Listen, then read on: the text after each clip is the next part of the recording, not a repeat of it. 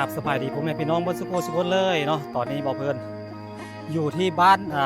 หน้าตากเนาะพี่น้องบ้านหน้าตากก็เป็นอีกหมู่บ้านหนึ่งที่ติดสายน้ำหุ่งจุดที่บ่เพิ่นอยู่นี่ก็เป็นขัวข้ามน้ำหุ่งพี่น้องลงไปพี่ก็สิไปหาบ้านน้องเกษงได้ลงไปนี่ก็สิเป็นบ้านน้องเกษงหลังจากที่บ่เพิ่นกลับจากให้ของน้องอาเสงเนาะพี่น้องบ่เพิ่นลงจากดอยให้ของน้องอาเสงแล้วบ่เพิ่นก็ได้มีเวลากระยาดเวลามาพี่น้องเพราะว่าช่วงนี้มันฝนตกตลอดแต่มื้อนี้นี่ก็ตกบ้านบ่เพิ่นตอนนี้ก็ตกไล่หลังบ่เพิ่นมาอยู่แต่ว่าโชคดีที่ว่าบ่เพิ่นมาฮอดนี่ฝนบ่ตกนะพี่น้องเนาะมื้อนี้ก็เป็นมื้อสันวันดีก็ว่าได้นะพี่น้องเป็นมื้อในโอกาสที่ดีของครอบครัวของอ้ายเพิ่นที่เพิ่นเจ็บท้องบ่อนนี้ผู้ดีมีบ่เพิ่นลงคลิปไปก่อนหน้านั้นก็มีคนที่เพิ่นมาให้ซุปเปอร์แตง100 US พี่น้องเนาะให้บ่เพิ่นมาแต่ว่ามันหักภาษีหักนู่นนี่นั่นบ่เพิ่นก็บ่ฮู้จักกับเพิ่นแล้วก็บ่ได้ฮู้จักกันเป็นการส่วนตัวก็เลยเพิ่นก็เลยให้ซุปเปอร์แตงมาถ้าเป็นไปได้นะโอนมา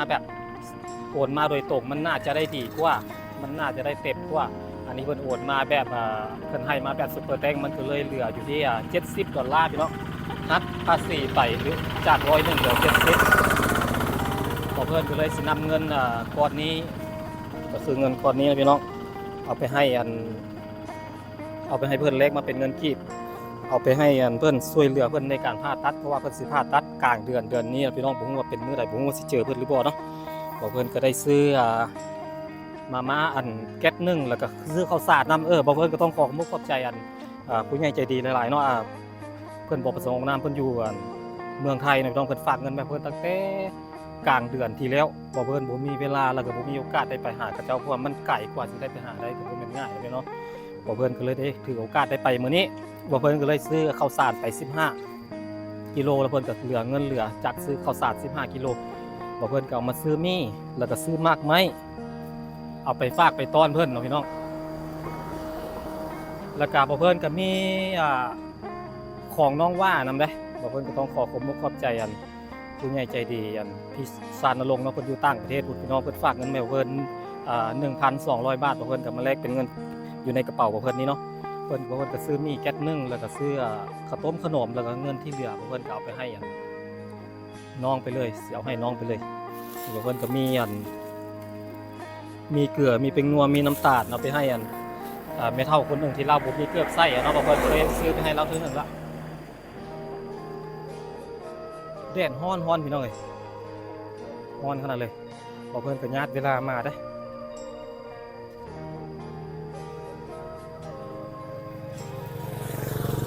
ผู้สาวญาติหลังกล้องบอกเพิ่นไปใส่ผู้สาวกี่คุยแท้ถามกับบ่ตอบ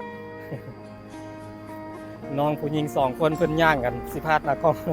ประเด็นกล้องเพิ่นก็เลยย่างออกอ้อมไปทางหลังพี่น้องเนาะเอ้ยกาโอ้สุดยอดเลยให้น้องอาเสงบอกเพิ่นบ่ฮู้ว่าอันให้น้องว่านี่น่าจะโหดกว่าน้องอาเสงอีกพี่น้องเอ้ยเพราะว่าให้ของน้องว่ามันเป็นภูแบบขึ้นไปแล้วนี่เลยไปมื้อนี้บ่ฮู้ว่าเพิ่นสิเจอน้องหรือบ่นะพี่น้องเนาะพอเพิ่นก็จะได้ข้อมูลติดต่อของน้องหลังจากที่ซื้อโทรศัพท์ให้น้องแล้วเพิ่นก็บ่ได้ขอเฟซขอ LINE ขอ WhatsApp น้องเลยขอน้องไว้เลยเพิ่นก็ซุ่มไปได้เดาไปซุ่มไปได้ข้อมูลติดต่อบอกน้องแล้วบอกเพิ่นจะมีโอกาสเพิ่นจะขึ้นไปสัมภาษณ์แล้วก็เรียนรู้วิถีชีวิตขนบธรรมเนียมประเพณีวัฒนธรรมของคนพี่น้องชนเผ่ามงนะพี่น้องคือน้องว่าน้องกาชีวิตในประจำวันของน้องค่อนข้างที่จะสู้ชีวิตได้เพราะว่าครอบครัวของน้องกับบ่ค่อยมีปานใดตามที่เห็นเลยน้องพี่น้องบอกเพิ่นพาไปเบิ่งก่อนนั้นโอเคนะพี่น้องนะบ่เว้าอะไรอย่างห้างเพิ่นก็ต้องขอบใจผู้ใหญ่ใจดีหลายๆที่เพิ่นไว้เนื้อเชื่อใจบ่เพิ่นมอบหน้าที่ให้บ่เพิ่นเป็นตัวกลางหรือว่าเป็นคนส่งมอบส่งต่อนะพี่น้องเนาะเป็นสะพานบุญก็ว่าได้นะพี่น้องให้บ่เพิ่นเอาไปทำคุณงามความดีต่อบ่เพิ่นก็จะขอบมุกขอบใจเพิ่นหลายๆขอให้เพิ่นอยู่ดีมีแรงอายุมั่นขวัญยืนความเจ็บอย่าได้ความไข้อย่ามีพี่น้องเอ้ยไปทางใดก็ขอให้มีคนฮักคนแท้งโชคมานร่ำรวยเดินทางเคี่ยวคาดปลอดภัยนะพี่น้องเนาะตอนนี้ก็เวลาก็3 โมงกว่าแล้วพี่น้อง3 โมงเกือบครึ่งแล้วบ่เพิ่นต้องเฝ้าไปเดี๋ยวฝนสิตกบ่เพิ่นก็เตรียมคันห่มมานำแล้วแหละถ้าเกิดว่าฝนตกมาบ่เพิ่นก็คงต้องได้ค่อยๆไปนะพี่น้องบ่เพิ่นมีคันห่มแต่โชคดีที่ว่าเพิ่นเอาคันห่มมาโอเคนะพี่น้องเดี๋ยวบ่เพิ่นขอตัวเดินทางก่อนพี่น้องเอ้ยกันรถคันนี้แล้วนี่บุกบืนของบ่เพิ่นนี่อุ้ย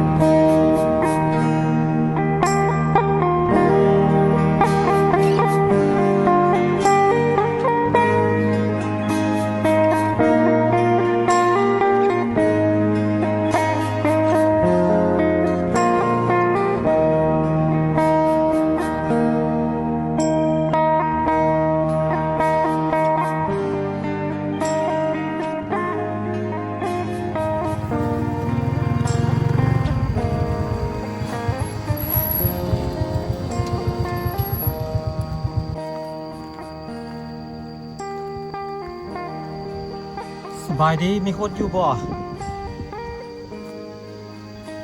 เป็นได้อาการเจ้าอ่ะยังบ่ได้ผ่าตัดแต่ลูกเมียไปใส่ก็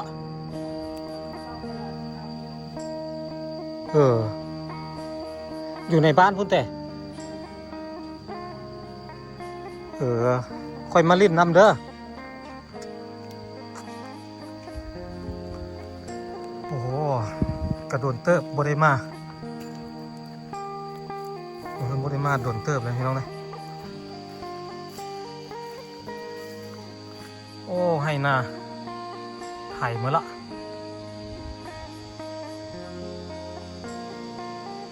เตรียมสีดำให้ดำหน้าแล้วพี่น้องเลย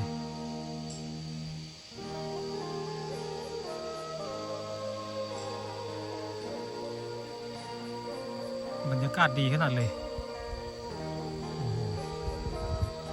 พูดให้น้องว่า ที่ว่าบอกเพื่อนว่าโหดงาจะโหดคนน้องกระเสงแต่ว่ามันน่าจะปลกไก่ต้องให้น้องกระเสงแต่ว่ามันสีโหดก็เพราะว่ามันขึ้นภูนี่แหละพี่น้องเลยขึ้นภูอย่างเดียวเลยแหละเพื่อนอยากมาหาน้องแล้วก็จะได้เฟซได้เบอร์น้องไว้มีโอกาสเพื่อนสิไปให้น้องอยากไปนำน้องอยากรู้ว่ามันลำบากทุกข์ยากซ้ำใดเนาะพี่น้องการใช้ชีวิตของเขาเจ้า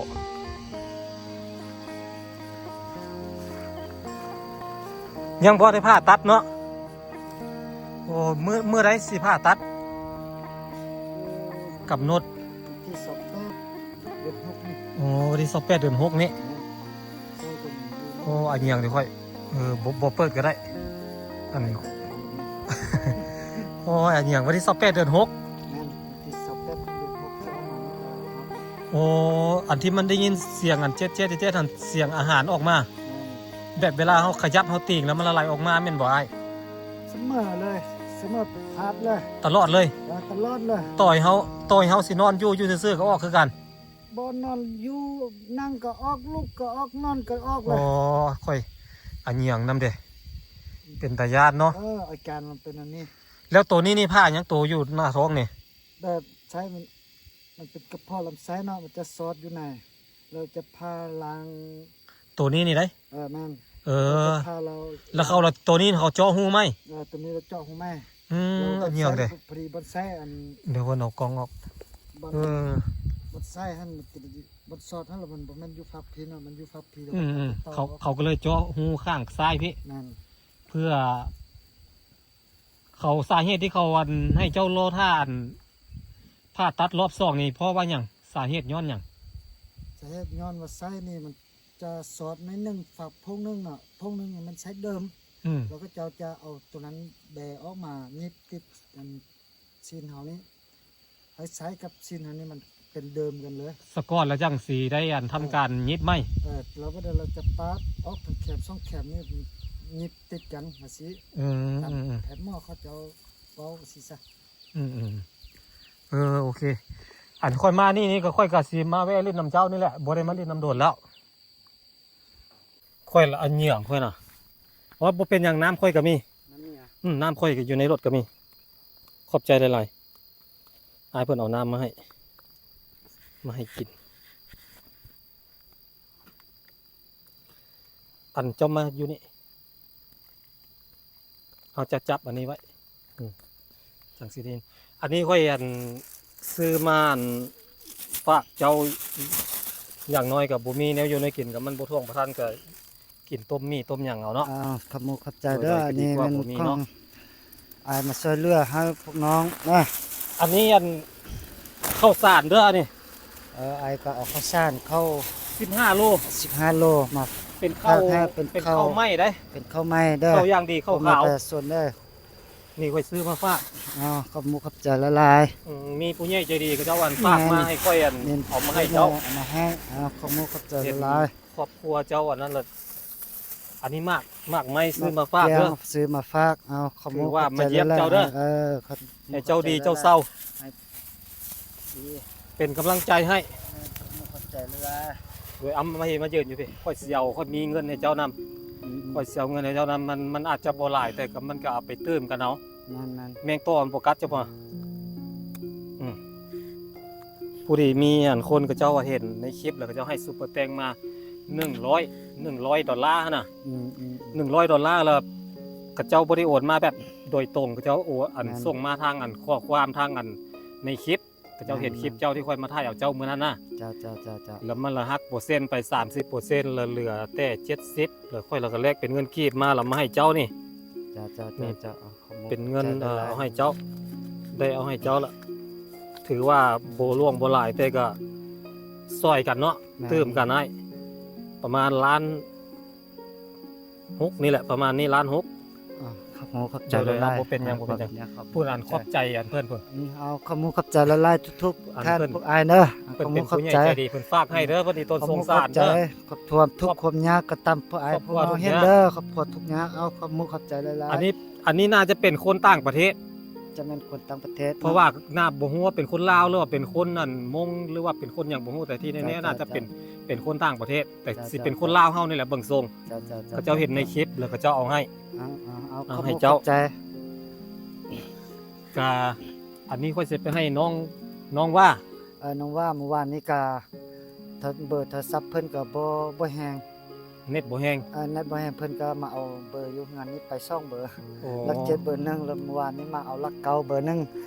เดินเบอร์หนึงก็มาห้าอยู่งานนี้ เพิ่นก็มาลิ้นแต่ มาลิ้นตลอด น้องว่าน้องกาเนาะ อ่า เขาก็อยู่เฮือนอยู่บ่ได้ขอยันบ่เจอเขาค่อย อยู่ นะ อยู่ อยู่แต่ เมื่อวานนี้ก็มาห้ามาลิ้นอยู่งานนี้ว่าโอ้ไอ้โทรศัพท์ลักเจ็ดตัวเพิ่นเอาให้เราบ่แฮงเราคันทันยังเราเอาให้เบอร์ลักเก้าเบอร์หนึงแม่เมื่อก่อนนี้มี หลัก7สัญญาณบ่ดีเนาะ เมียกับเพิ่นไปอีโก้อยู่สัญญาณนี้เต็มเลยเมียซื้อเต็มเบอร์หนึงเอาเงินไอ้ฮันซื้อเขาเบอร์รู้กันเบอร์หนึงแล้วก็เอาให้เพิ่นเป็น อยู่งาน หลักเก่าเนาะสัญญาณดีเนาะ แล้วเก่าสัญญาณดี ค่อยบ่ฮู้ถ้าค่อยฮู้ก็เอาหลักเก่าให้แล้วบ่ อันก็มีค่อยกับซื้อไปฝากแม่เฒ่าอันนั้นนะแม่เฒ่าอันคนที่รับบ่ใส่เกลือมานะ ซื้อหมักเพชรซื้อเกลือเป็นนวลนะแล้วก็หมักไม้ไปต้อนเราแล้วค่อยบ่ได้มีโอกาสมาเล่นทางนี้เพราะว่ามันไกล แม่น กว่าสิได้มีโอกาสได้มามันนั่นมันก็ยากอยู่ แม่นเพราะว่าช่วงนี้ก็มันไล่บอลไปไล่บอลมาเนาะ แม่นมันฝนตกน้ำ ไปกันมาฝนตกแด้ ฝนก็ตกบ่เป็นยามฝนก็ได้ ฝนก็ตกบ่เป็นยามยักตกก็ตกช่วงนี้ก็คือว่าเนี่ย บ่เพิ่นก็ต้องขอความขอบใจอันผู้ใหญ่ใจดีหลายๆเด้อ ขอบใจผู้ใหญ่ ที่เอ็นดูที่ตนสงสารครอบครัวอ้ายเพิ่นบ่เพิ่นก็เห็นบ่เพิ่นก็อีตนคือกันถ้ามีอะไรเติมถ้ามีคนอยากช่วยเหลือเติมอยากอันสมทบบริจาคช่วยเหลือเจ้าเติมแล้วค่อยสิมาหาใหม่เด้อ จ้า ค่อยก็สิเที่ยวมามันไกลก็อย่ามันขอแต่ว่าอ้ายดีอ้ายเศร้าอ้ายได้ น้ ปิ อน ง ได้ ก็ กลัวครับ ไอ้นี่ก็ พอละ คิดบ่ออกเพราะว่าเวลา18พอตัดนี่ก็จอเข้ามาแล้ว วันที่28เนาะ วันที่ 28เดือนนี้เดือน6นี้ วันที่28ของเดือน6นี้เราก็ เดือนสากลนี่ ก็ถึงเวลาก็คือว่าครอบครัวกับทุกข์ยากไปห้าเงิน5คำไปย่างก็บ่ได้ เดี๋ยวนี้เก็บเงินได้หลายบาทแล้วเดี๋ เดี๋ ย ยว ว นี้ นี้เงินบ่มีเงินจักกี้เป็นเรื่องเงินแต่ล้านเดียวเมียไปตลาดเมื่อวานนี้ก็จะหมดแล้ว อืม แล้วพี่น้องเขาตายรุ่มนี้ก็ไป ช่วยเขา ทานข้าว กิน ช่อง ทาน แซ่น ของเขา ทานข้าวช่องแซ่นแล้วก็บ่มีเงินเทื่อความทุกข์ยากทื่ เฮือนหลังนี่บ่เฮือนหลังที่เขาเก็บเต็นท์เมื่อกี้นี่ แม่น เฮือนหลังอยู่ฝั่งกันขวามือนี่ นั่นนั่นน่ะ เป็นพี่น้องกันเนาะ เออ เพิ่นเสีย พี่น้องกัน โอ้ค่าใช้จ่ายหลายเนาะ แม่นแล้วก็กันยากมากอะมันเรื่องเขากินนี้เอาไปหับห้าจ้างมาแต่มือมาห้าตอนเช้าก็มาซื้อของกินตอนแรงให้ลูกให้เตากิน โอ้ แล้วความทุกข์ยากก็เป็นแบบนี้ฮะละ ครอบครัวเจ้าอึดเข้าเตะ เรื่องอึดเนี่ยอึดเขา เพราะว่าประเทศให้เข้าเนาะ ปีกายนี่เฮ็ดได้เรื่องใดแต่เป็นปีก่อนนี่เนาะปีล่างมาหัน เฮ็ดได้จักเป่า ปีล่างหันได้เข้าหัน30เป่าได้มักเด้อหัน700เป่าช่องพ่อเมีย อืม เราพากันค่ายได้เงินหันล้านร้อยหนึง อืม เรามาทบค่านี้ค่าอยู่ ค่า ค่าย งค่ายา ค่าให้งอให้งานหมดแล้วเรื่อง ค่า 50ล้าน ค่าแนวค่าอย่างปลูกเนาะ แม่นซื้อ ม แล้วเรื่องเงิน55ล้านแล้วโอ้ความทุกข์ยากอันใดก็ใส่ทั้งล่างเปหมดเนาะบ่เมียหัน แล้วเฮ็ดได้เหลือเงิน50ล้านหั่น พากันไปดาวน์รถเชิงหันคันหนึง อืม เราจ่าย50ล้านแล้วเข้าเฮาเอาออกหานเราบ่มีพ่อแม่เราเฮาพอเอาผู้หนึงอยู่กับในบ้านนี้ ไปค้ำประกันให้ ไปประกันให้ อืม เราปีนี้เราเครื่องปลูกของฟังกับปีแล้ววันนี้ก็เขาหมด3เป่า สลีหมด3เป่ามักเดือยหมด5เป่า อืม แต่ว่ามันเป็นน้ำฝุ่นลายโพดเราบ่ได้พ่นปีกายมาแล้ววันนี้ ฝนหลายโพดแล้วมาเฮ็ดให้ผลปลูกหันบ่ดีเนาะ เขาหันใส่เขาหัน5เป่าได้เขาหัน50เป่าเขาน่ะ อืม แล้วมักเดือยหัน5เป่าได้มักเดือยหัน70ไปเป่าปีกายนี่ถือว่าปันเฮาบ่ความบ่มีความจริงหั่นแหละแต่เสื้อปุ๊บคงฟังเป็นความจริง อืม แล้ว มันมีใครมักเดือยหันมาสลีหันมาเรามาท่มขยะสลีหันท่มขยะหันบ่หมดเรื่องเงิน3นี่ก่อน3ล้าน เรายังเลือกมักเดยเราตัดมักเดยหมดแล้วเราก็ค่ารถนี่ปีนี้จ่าย28ล้านสำหรับปี4 ปี แล้ว เป็นปี เออ เขาให้ปีละ28ล้าน ฮะไปจ่ายปีละ28ล้าน อืม มีเงินหัน10ล้าน14ล้าน อืม อ๋อบ่มีเงินจำเป็นโทรหาอายกับไอ้เคยอยู่ละโป่งหัน อืม เราเพิ่นว่าคันเป็นได้แล้วมาแม่มาแล้วเอารถมาปั้นนี้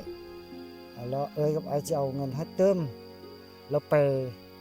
ใจจีนก่อนเรามาแล้วพวกน้องหันไปของงานน้องหมูส่วนจีนนี้แล้วเดือนนึงเราค่อยมาใช้ไอ้กับสิ อืม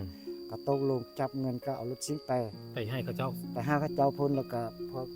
พอลุงผู้อยู่บ้านนี่ก็ว่าโอ้หลักนี่เอารถนี่พาลูกพาเมียนี่เมิดแล้วโตนบ้านโตนเมือง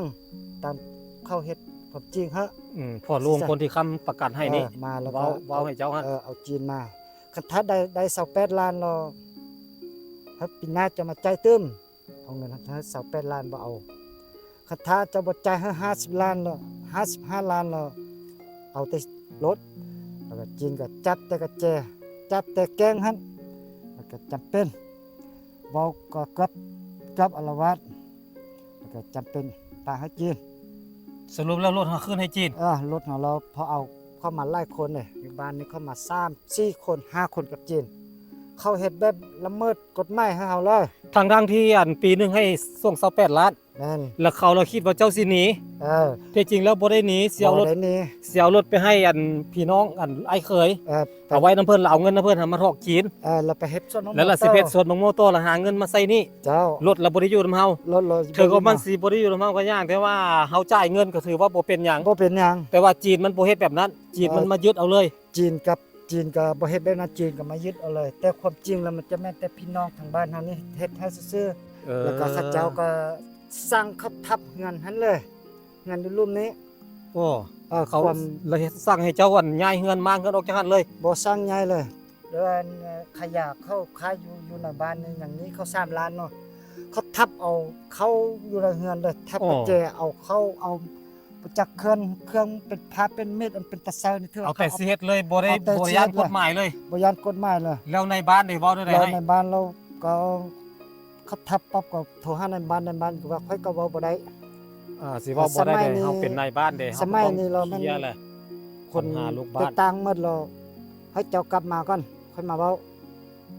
แล้วสามารถบ่เต็มเดือนจีนก็บ่จ่ายเงินก็บ่มีอยู่หักบ่พอบ่มาเอาเนาะอย่างแต่7มื้อสิได้เงินเดือน อืม เราโทรหาในบ้านว่าสิได้ก็ข้ออนุญาตบ่ให้เขาทับพอเครื่องอายุมันยาทั้งอยู่ทั้งกินอยู่ไหนมันหมด อืม แล้วก็พอลุงคนนั้นกับลุงนั้นเขาเจ้าก็สร้างเขาทับแล้ว สั่งเขาทับเลย เขา40 50เป่าก็ถือว่าเดี๋ยวนี้ แล้วก็บวกกับตัวเองก็มาเป็นโรคไข้เจ็บนี่แด้ แล้วก็มาบวกใส่พอดีเขาทับเงินมาหับเงินบางหมู่อยู่ส่วนจีนนั้นเสา2ล้าน แล้วก็พอดีโซกับโป๊ดอยู่หันเลยกับไปทั้งหมดพร้อมหันเลย เงินทั้งหมดก็ไปฮุบใส่ตัวเองหมดเลยปัวตัวเองหมด เงินสุดนั้นแล้วก็มาปัวใส่ตัวเอง รถก็เสียไปเฮือนก็บ่มีอยู่ รถก็เสียไปเงินก็เสียไปทุก อืม สิ่งทุกอย่างเสียหมดเลยมันนักจากเมื่อคนมาปัดมาฮอด3มื้อเขาเจ้าก็สร้างคนมางเงินทั้งออกเลยความทุกข์ยากสิจ้ะ โอ้ แล้วก็ เฮ็ด เลย บ่เฮาทุกข์เลยเฮ็ดใส่เฮาไป เรื่องจำเป็นก็ ทุกที่พอแดดเนาะ มางบ่ได้เฮ็ดบ่ได้ก็จำเป็นข้อหมู่ข้อโคข้อทั้งหมู่คู่สิเลยมาช่วยเฮ็ดมันอยู่ อืม งานหลังนี้เนาะ มาซอยมาเฮ็ดซอย มาเฮ็ดช่วย ต่างบ่ได้จ้างได้หยังดอกต่างหากันเนาะ ต่างหากกั เฮาบ่มีเด้เอาหยังมาจ้าง เอาบ่มีเงินบ่มีเอามายังมาจ้างแล้วก็ข้อพร้อมเดินแบบจิตใจ โอ้ถือว่ากดดันขนาดเลยแหละเนาะเจ้าผู้เป็นหัวหน้าครอบครัวเนาะ กดดัน เตือนอยู่ในโลกนี่นี่ ลูกก็4-5 คน กูดันคักๆพันมานี่บ่เคยตกอยู่ในเกาทุกข์ยากขึ้นอันนี้จักเทื่ออยู่ใน อืม เกิดมาเป็นคนว่าสิจ้ะอยู่ทั้งพ่อแม่ทั้งอ้ายทั้งน้องเพิ่นก็ อ๋อ สักเติมแบบนี้อย่างเดียวเลย เพราะว่า อ่า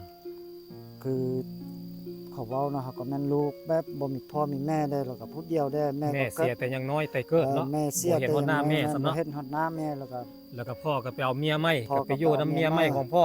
แม่น แล้วก็ลูกของพ่อก็เป็นคนละแม่ แม่เป็นคนละแม่ เพิ่นก็เห็นใจอยู่ได้ก็คิดเห็นภาพเลย แต่บ่เป็นหยังก็ถ้ากันเจ็บกันเป็นมันหายให้ดีไปแล้วก็ค่อยหาค่อยสร้างไปก็ ตั้งรักใหม่เนาะ ตั้งหลักมา ตั้ง ก็ ตัว บ่ ไม่ เป็นหยัง ขอตอนนี้ภาวนาอย่างเดียวคือขอให้ตัวเองนี่หลุด แม่น พ้นจากความเจ็บความป่วย แม่นข้อ ให้มันได้ผ่าตัด แต่อย่างเดียวฮะกันเจ็บกันป่วยกันเจ็บกันโซนเนี่ยให้มันดีให้มันดีสุขภาพอยู่ดีมีแห้งแล้วก็ค่อยต้นไม้ค่อยห้าไม้ตั้งต้นไม้ โอ้ บ่เป็นหยังคนชีวิตอย่างนี้มันมีมือเกิดมันมีมือตายมันมีมือห้างมันมีมือจน ผมมันก็บ่มีว่าสิมันก็บ่มีดอกว่ามันสิแย่ไปตลอด แม่ เนาะ นมัน มัน ก็ ก็ต้อง สิบ่ มีมื้อใดมื้อที่มันดีขึ้นเนาะ แม่นมันก็จะบ่แม่นว่าเมิดอยู่ชาตินี้เขาจะนอนอยู่ในระบบตนสิ่งที่เขาเจอมานี้มันก็บ่แม่น เฮาก็สู้เต็มที่เนาะ แม่นเฮาก็ มันสิเกิดหยังขึ้น สู้เต็มที่ ก็ยอมรับกับมัน แม่น ก็เป็นกำลังใจให้เจ้าเด้อ แม่นก็ ค่อยเป็นกำลังใจให้เจ้าค่อยไปมาๆค่อยก็ แม่น สิแวลิ้นนํอยู่ ข ดอก โมขับใจละลาย โดยค่อยกลายไปกันมาค่อยแวลิ้นนํ ตั้งแต่มือไอ้ายมันลิ้นนำแต่ผู้ไอ้ายก็ดีใจนำดีใจนำละลายว่าโอ้มีน้องผู้นึงมีหยังเวลาครับเจือกันทุกข์จนสุดมือใดก็ท้าทุกข์จนบ่มีหยังกินบ่มีหยังขึ้นห้าคือแต่ไอ้ายอย่างเดียวไอ้ายก็มาพาตอนหน้าบ้านนี้ก็มีก็มาแว่บ่มีก็มาแว่มาสุขเสริมกำลังใจให้พวกไอ้ายนี้ตลอดน้องไอ้ายก็คือตัวนี้ที่ว่าไอ้ายก็ดีใจมาหลาย เพราะว่าเฮาก็บ่มีไผแล้วเนาะ แม่นกับเจ็บกับเป็นก็ดีขึ้นมาหลายแล้ว โดย แล้วคันท้าว่าฮอดมื้อวันที่28นี้ก็จะฮอดกำหนด ผ่าตัด ผ่าตัดรอบ2แล้วก็มีหยังเพิ่นก็สิโทรหา โดย แล้ อั วน ลืม ทางงานห้องหมอเพิ่นสิโทรหาบ่ เพิ่นสิโทรหามื้อเพิ่นไปแล้วก็เพิ่นกล้าว่ามื้ออื่นฮอดเพิ่นสิไปสิแล้วเพิ่นสิโทรหา มันเป็นหูอยู่นะพี่น้องเด้ แม่น เป็นหูอยู่แล้วเลยลำไส้หากับซอดออกมาพี่ซอดออกมาแล้วก็ซอดออกมาแล้วมันก็เป็นหูอยู่นะน้ำไหลจี๊ดๆออกมาไต่ต้นลาวบ่เพิ่นเห็นแล้วก็โอ้บ่คิดบ่ฝันเนาะพี่น้องเนาะมันก็มาเป็นไส้กระส่วนช่วงที่มันลำบากขาดเขินนี่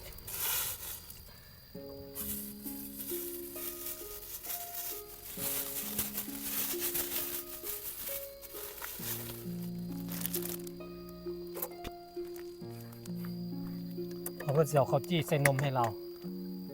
อ่ะอันข้าวจี้ค่อยเอามันข้าวจี้ใส่นมเด้อจะเอาไว้กิน เข้าใจ ค่อยซื้อมาไว้กินน้ำทางแล้วเพราะว่าค่อยเป็นกระเพาะแล้วค่อยต้องกินแนวกินตลอดแล้วค่อยก็เลยเอาให้เจ้าแบ่งให้เจ้า เป็นอันนี้นะสิเปิดให้เบิ่งถ้าทุกๆทันเรือไอ้น้องเด้อเด้อวันนี้นี่ที่ว่าใส่ออกนอกมีกดทุกข์ยาก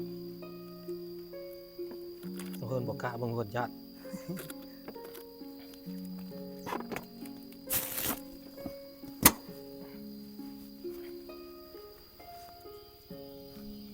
เอานั่นแหละก็เป็นกำลังใจให้เด้อไอ้เด้อสู้ๆเด้อ สู้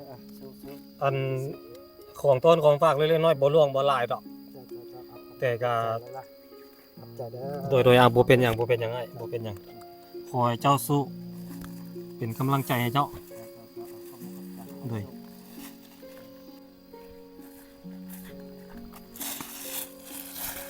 ยกของหนักบ่ได้เลยล่ะนะเจ้าหั่นเนาะ ไม่ได้แล้วแหละ อืม ใจอยู่ เดี๋ยวนี้นี่เข้ากินกันหมดแล้วบ่ นะ ยังหลายปัดได้ เขากินอ่ะ เข้า เขากิน ข้าวสารเข้า อย่างไรนึงสันนี่แหละ สะ ซื้อบุษยามาได้ โอ้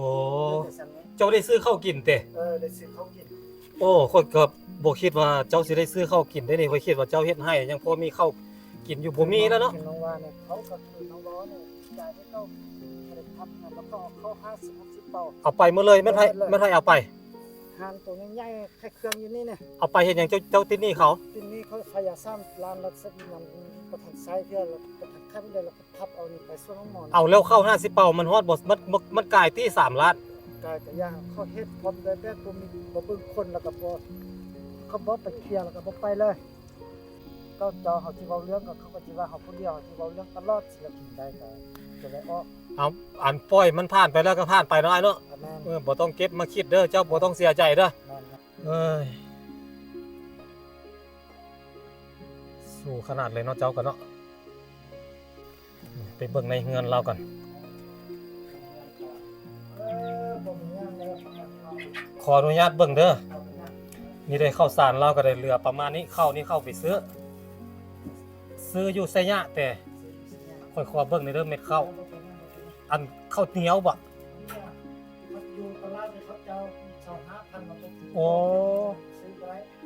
สาเหตุที่กินข้าวเหนียวก็ย้อนว่าข้าวเจ้าแพง แม่นเจ้าแพงเจ้า25,000 ถ้าเลือกได้ก็กินข้าวเจ้าเพราะว่าเฮาเป็นคนมงเนาะ แม่น เฮาเป็นคนมงเฮาต้องกินข้าวเจ้า แต่ว่า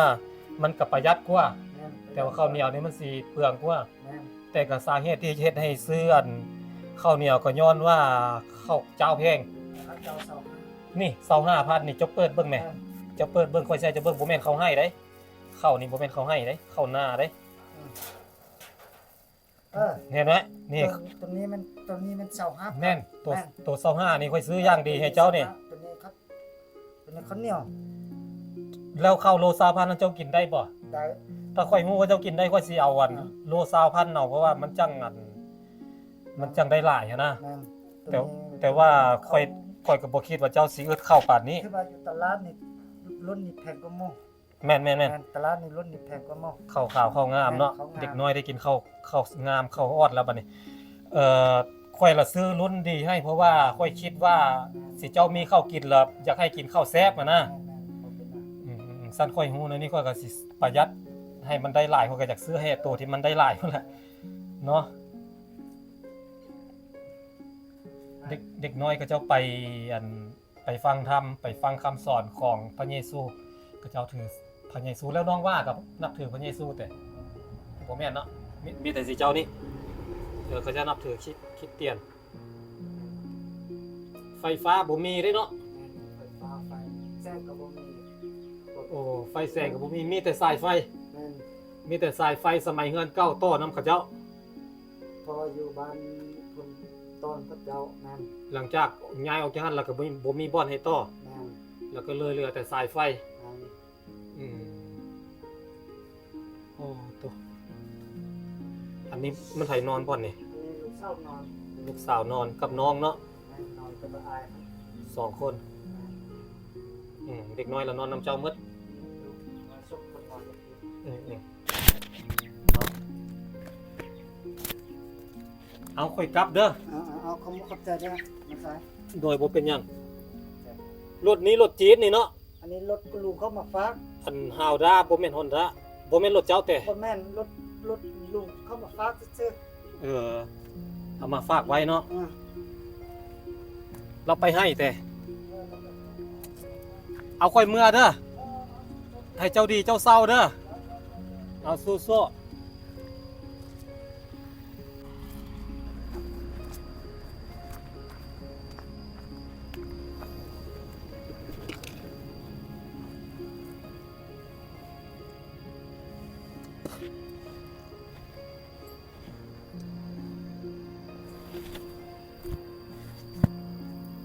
โอเคนะพี่น้องเนาะบอกเพื่อนก็ได้มาเห็นอ้ายเพื่อนแล้วก็ไต่ต้นนี่หน่อยไต่ต้นสงสารเรา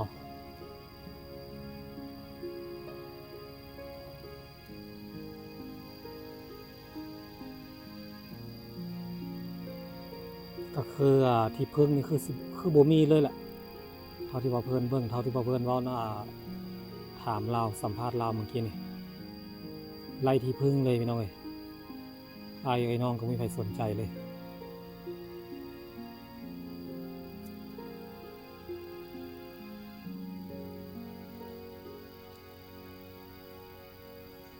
แล้ววันเจ้าเสียวเงินใส่ไปผ่าตัดบัดนี้ ด้วยคนเป็นพระที่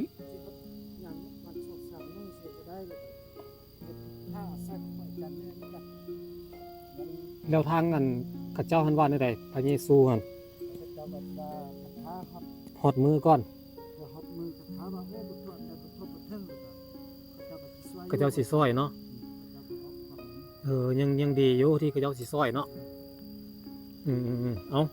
คันหอดมือนั่นแล้วถ้ามีแนวใดเติมแล้วมีคนอยากช่วยเหลือเติมแล้วค่อยก็สิฟ้าวเอามาให้เจ้าเพราะว่าเจ้าเก็บไว้อันไปรักษาเจ้าเนาะมันก็จำเป็นนี่ลีเพราะว่าเฮาก็เฮ็ดเวียกหยังก็บ่ได้พอปานใดสิไปจ้างฉีดยาฆ่าหญ้าให้เขาก็ส่วนหลายเจ้าไปอันรับจ้างฉีดยาฆ่าหญ้านี่เจ้าเป็นคนคุมจักแม่นบ่ นั่น เพราะว่าเจ้าสิไปลากทรายหรือว่าไปฉีดบ่ได้เนาะแล้วเป็นคนที่เป็นคนฉีดแล้วแม่นเป็นเมียพุ่นลูกชายกับอันหลานน้อยคนหนึงอยู่หั่นเฮือนหลังนั้นหั่นเป็นคนจับสาย ลูกชายกับลูกเศร้าครับ อืม ลูกชายกับทักกายล่าบุตรเทิงกันนะครับล่าบุตรนั้นไปช่วย หลานน้อยผู้นั้นไปซอยแล้วให้เงินลาวเนาะโอ้บัดนี้อันน้องอันลูกชายเจ้าหั่นบ่ได้เรียนหนังสือก็เดี๋ยวเราออกแล้วเด้เราบอกว่าเราออก แล้วเขาก็ให้ลูกชายเขาเลยในวัน เป็นหยัง ผมเข้าเลยอันนี้ก็ขึ้นบอกเลย ในครูหั่นบ่ครับ โอ้เริ่มจับมีใส่เฮ็ดตุกคนบ้านมาแล้วเขาปิดลูกชายออกเลยเขาเลยจนมันลูกย่อยสำนักบางคนนี้เขาว่าลูกก็ไปเที่ยวกับลูกนั่นก็มืดเนี่ยว่าปางเฮียนได้ลูกปางเฮียนมืดแล้วเห็นจังมาเกิดสาเหตุตัวนี้มาแล้วอาจารย์เขาปิดลูกชายออก คือเป็นอันนั้น ว่าอันนี้ก็ขึ้นออกเลย ทุกท่านใดก็ถือว่าคือว่า คนอยู่ในโลกนี่คือว่าบ้าท่านใดก็จะว่ากูดันจนมัดเลยอันนี้ก็ขึ้นออกเลย ปิดกั้นเฮาไปทุกอย่างเลย ปิดทุกทางเลย อ๋อ สถานการณ์นี้ลูกนี่บ่แมันว่าเขามือนี้แล้วมืออื่นเข้ามาได้3-4 ปีแล้วแล้วมีปีนี้แล้วมันเกิดมา5จนมีเขาสามารถปิด เกิดปัญหาเขาอันทุบเฮือนเจ้านี่ เอา เอาเข้าเจ้านี่แล้วลูกชายเจ้าละเขาเราบอกว่าบ่ต้องมาโรงเรียนแล้ว ไปโรงเรียนผู้อาจารย์ไล่ออกห้องเลย ในครูไล่ออกห้องเลย บ่ให้มาโรงเรียนบ่ให้เรียนหนังสือ นอกจากเราก็ทำมาลูกเช่าเราเอาเบิดลูกชายเราปิดออกจากโรงเรียนเลย คือเป็นอันนั้นเนาะ แต่สาเหตุนี้นี่ เจ้าบ่ได้ถามเขาแต่ ธรรมดาเขาเป็นอย่างนี้ก็ไปท่ามก็จะเอาเงินไปให้เขาจึงลงมาได้ อ๋อ เท่านั้นมีระยะ เราเรียนห้องปอหยัง ปห้าแล้ว ป.5ละ ปห้าแล้วเรามีคนสมัครทั้งคณะนี้ละปะกันพอแต่เอา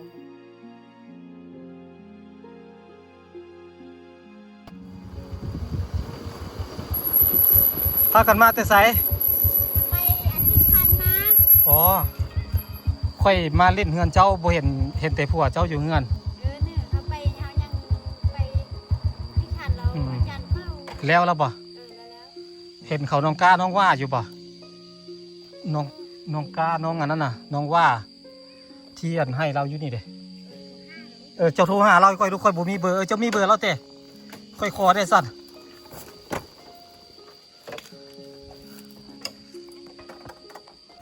น้องกากับน้องว่าบ่อยู่เฮือนเนาะพี่น้องบ่เพิ่นก็เลยฝากนี่กับหมั่งไม้ไว้ให้น้องแล้วบ่เพิ่นแต่ว่าเงินบ่เพิ่นบ่ได้ฝากเอาไว้มื้อหน้าบ่เพิ่นจะมาหาน้องใหม่แล้วเพิ่นจะเอาเงินให้น้อง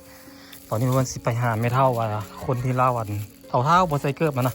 เอาเพิ่นเอาน้ำตาลเป็นนัวเกลือแล้วก็มากส้มเอามาฝากเราอ๋อนี่เด้เบิ่งมักสาลีเรานี่บักงามๆตอนเอาเพิ่นมายังต้นน้อยๆอยู่โอ้พุ่นอยู่พุ่น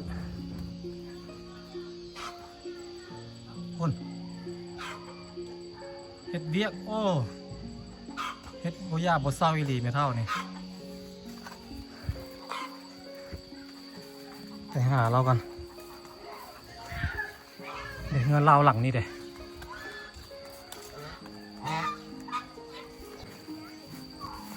ขออนุญาตเข้าไปเด้อ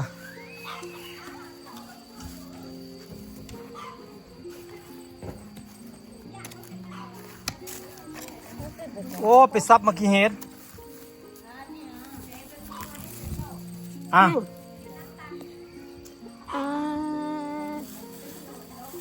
ชอบ เอาให้เจ้า อ่า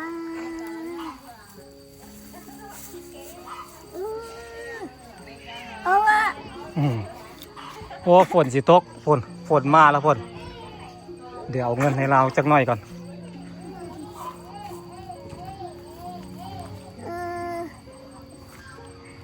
อ่ะ มาเดี๋ยวไอ้ก็ เอาไว้ซื้อกินเด้อเอ้า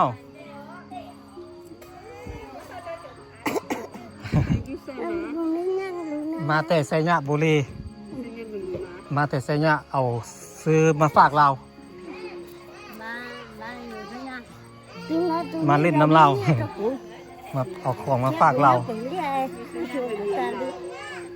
ตัวมึงว่าจะถูตาลีตัวนั้น ไปกลับก่อนเด้อ เทียบกูอ่ะ เมื่อก่อนเด้อ นั่นพาก็มา เมื่อก่อน เลยจะเต้าเนี่ย เมื่อก่อนฝนสิตกแล้วไปก่อนครับก่อนบันนี้เนาะประมาณนี้เนาะพ่อเพื่อน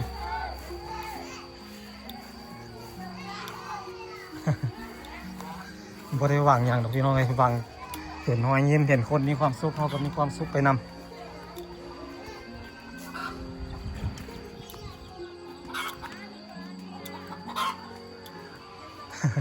ก็จะเว้าเรื่องบอกเพื่อนขนาดเลย ดีใจด้วยนะไปเดี๋ยวเพื่อนกลับก่อนบอกเพื่อนจับตัวท่าน้องว่าดอกเพราะว่ามันค่ำแล้วพี่น้องเลยบอกเพื่อนเมื่อก่อนเพื่อนฝนสิตกแล้วบ่เดี๋ยวเพื่อนสิเอาบอกเพื่อนได้ฝากของไว้ให้น้องแล้วเดี๋ยวเงินเอาไว้ให้น้องที่หลังเอาไว้มื้อหน้าบอกเพื่อนจะมาใหม่แล้วเอามาให้น้องเอาเพราะว่าเงินคำมันฝากไว้มันบ่แม่นแนว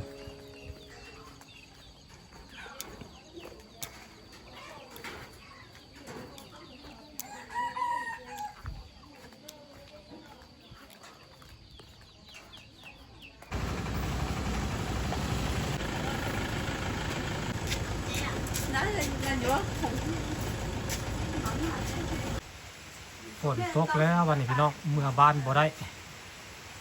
กลับบ้านบ่ได้ฝนตก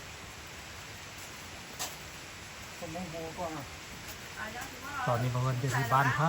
บ้านปากเที่ยวผมแม่นบ้านหนองน่องเนาะพี่น้องเนาะบ้านของน้องตัวจีน้องไม้เตี้ยนั่นเองฝนเงินน้องตัวจีจะเป็นหลังนี้น้องตัวจีจะอยู่หลังนี้ส่วนเงินน้องไม้เตี้ยจะหลังถัดไฟเนาะพี่น้องเนาะแต่ว่าพอได้ไปเล่นน้ำน้องเราก็สิครับฝนตกมันรีฝน